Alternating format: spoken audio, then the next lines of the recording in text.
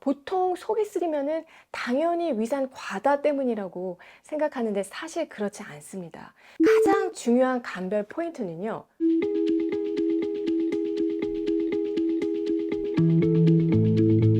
안녕하세요. 정세원 아이사 라이프 레시피 정나래입니다. 명치가 답답하고 속이 쓰려요. 내과에서 속쓰림 때문에 약을 계속 먹어도 나아지지 않아요 하는 이 환자분은 속쓰림의 원인이 위산 과다 때문이라고 생각을 해서 줄곧 위산 억제제를 복용하고 겔 땡땡같이 짜먹는 제산제를 상비약처럼 복용해온 분입니다. 그런데 이분의 증상을 제가 계속 듣다 보니까 위산 과다가 아니라 반대로 부족한 위산 저하증 상태였는데 관리를 완전히 잘못하고 있다는 것을 알게 되었어요. 그래서 이후로 치료 방법을 바꾸고 속쓰림이 낫게 된 케이스인데요. 이분처럼 위장약을 장기간 복용해도 속쓰림이 나아지지 않는 분이 있다면 위산 저하증은 아닌지 체크해 볼 필요가 있습니다. 위산 저하증이라는 것이 도대체 어떤 병이고 증상과 원인이 무엇인지 그리고 어떻게 다스려야 하는지 지금부터 알려드릴게요.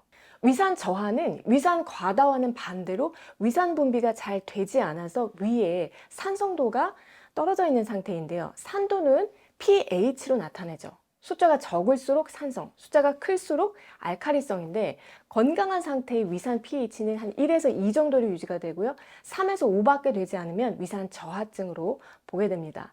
위산이 충분치 않아서 제 역할을 못하면 어떤 증상이 생길까요?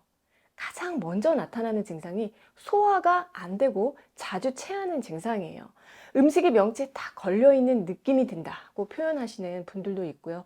또 배에 가스가 많이 차서 더부룩하고 불편감을 느끼게 됩니다. 특히 고기류를 먹었을 때 증상이 심해지는데 위산이 단백질을 분해시키는 역할을 하기 때문입니다. 또 속쓰림이 생기는데요. 보통 속이 쓰리면은 당연히 위산 과다 때문이라고 생각하는데 사실 그렇지 않습니다. 위산이 부족할 때도 속쓰림이 나타날 수가 있어요.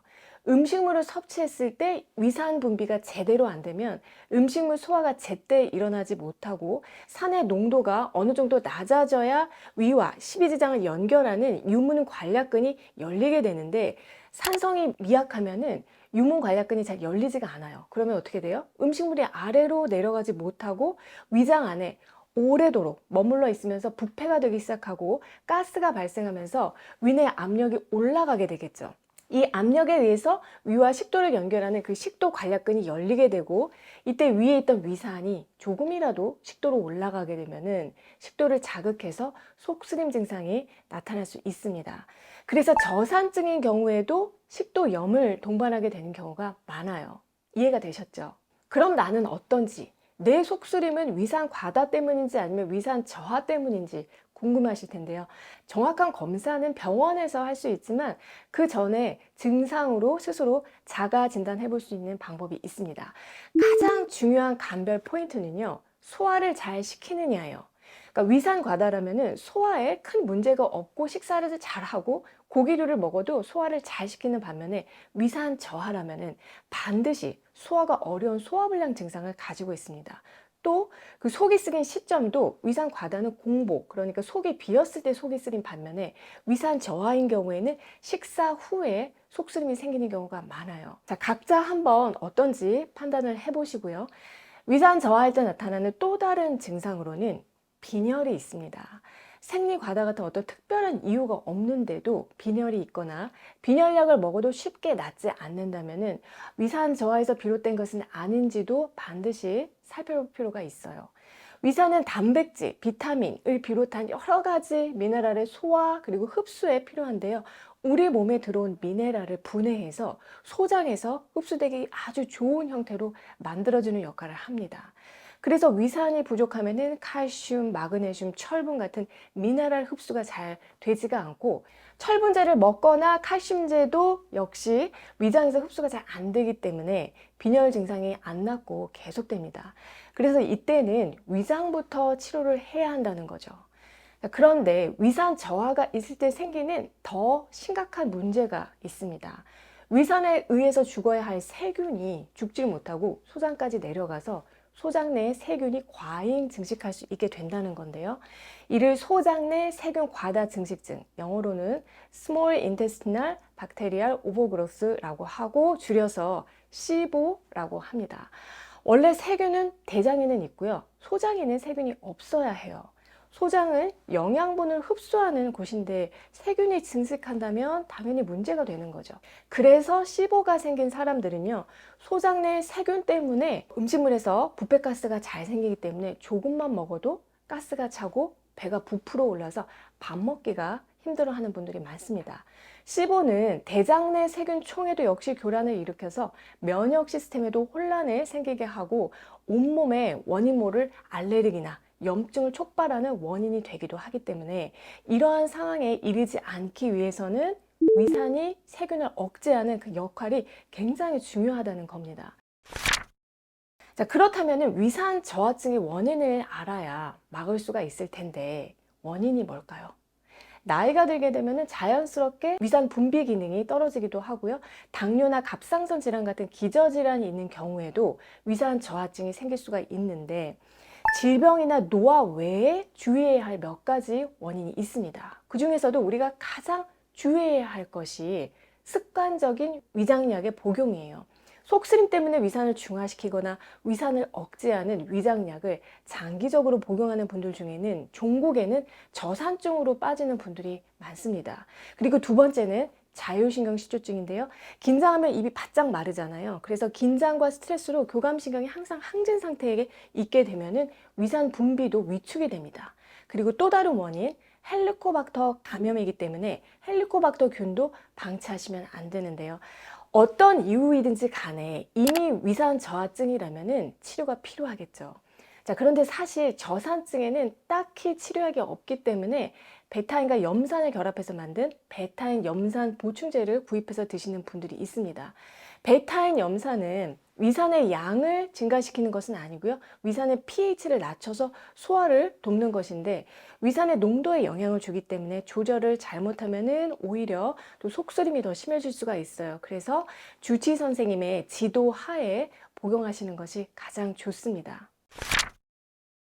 저는 위산 저하증에 약이 되는 음식을 3가지만 오늘 알려드릴게요. 자, 첫 번째는 천연 식초입니다. 주정으로 속성 발효한 양조식초나 빙초산에 물을 타서 만든 합성 식초가 아니라 현미나 사과, 포도 같은 원재료를 제대로 발효해서 만든 자연 발효 식초는 몸에 이로운 효능이 굉장히 많은데요. 그중 하나가 위산의 역할을 돕는다는 거예요. 뿐만 아니라 식초에는 강한 살균 작용이 있어서 세균 증식을 억제하는 데도 도움이 됩니다. 식초를 먹는 방법이나 고르는 법, 주의점은 사과식초 영상을 참조해 주셨으면 해요. 위산 저하증에 약이 되는 두 번째 음식은 바로 이것인데 여러분, 구기자예요. 제가 눈 건강을 다스리는 식치 음식으로 구기자 알려드린 적이 있었는데 기억하시죠? 구기자가 눈에만 좋은 게 아니에요. 아까 베타인 말씀을 잠깐 드렸는데 베타인에 있는 수소가 체내에서 염소와 만나면 위산의 주 성분이 염산이 됩니다. 그래서 위산 저하증 환자분들은 베타인이 풍부한 음식을 드시는 게 도움이 되는데요. 비트는 100g당 베타인 함량이 128인데 반해서 구기자는 1052mg이라서 다른 식품들과 비교했을 때 진짜로 베타인 함량이 압도적으로 높다고 할 수가 있어요. 그래서 위산 저하증을 다스리는 식치 음식인데 소화 기능뿐만 아니라 항산화 효과도 풍부해서 노화 예방이나 해독 기능에도 도움이 됩니다. 구기자 가루를 활용하거나 아니면 이렇게 말린 구기자를 구입하셔서 한 스푼 분량의 물 1리터를 넣고 끓여서 구기자 차를 꾸준히 드셔도 좋아요. 위산 저하에 약이 되는 세 번째 음식은 여러분 발효 채소입니다. 유산균이 발효한 채소는 젖산 때문에 새콤한 신맛이 나는데요.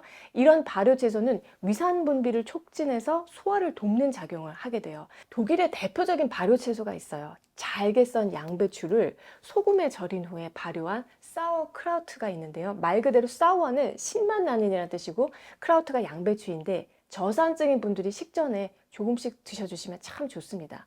그리고 채소는 아니지만 매실을 소금에 절여서 발효한 우메보시도 좋아요. 김치도 좋은데 위장병이 있는 경우에는 너무 짜거나 매운 김치보다는 백김치나 물김치를 더 추천드립니다.